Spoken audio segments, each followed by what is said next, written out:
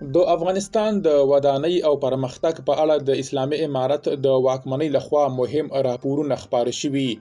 د هیواد په کومه سیمه کې څه ډول د پرمختګ او آبادۍ کارونه روان دي؟ دغه پروژې د هیواد او هیوادوالو لپاره څومره ګټورې دي او څومره کسان پکې په کار بوخت دي؟ بشپړ جزئیات په ویډیو کې تر پایه وګورئ.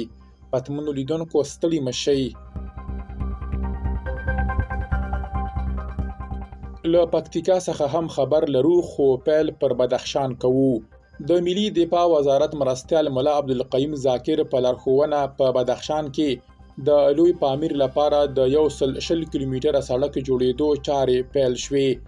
د ملي دفاع وزارت د فوق العاده لیوا انجینر نقیب الله فرقانی هوریت رادیو ته ویلي، د یاد سړک جوړونې چارې د ملي دفاع وزارت کاري ټیم له لوري پیل شوي دي. د فرقانی په خبره تر اوسه د دې سړک 4 کیلومتره جغل اچونې او هوارولو کارونه بشپړ شوي دي.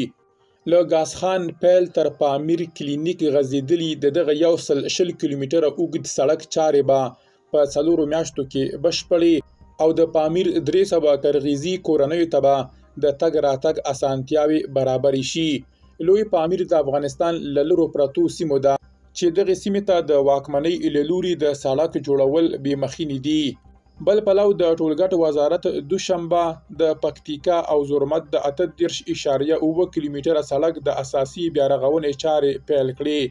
د یاد وزارت له لوري په ورکول شو معلوماتو کې راغلي، دغه پروژه چې 38.9 کیلومتره اوږدوالی لري د پکتیکا ولایت له مرکز خرنې څخه پیل او د پکتیا تر زرمت ولسوالۍ پورې رسیږي.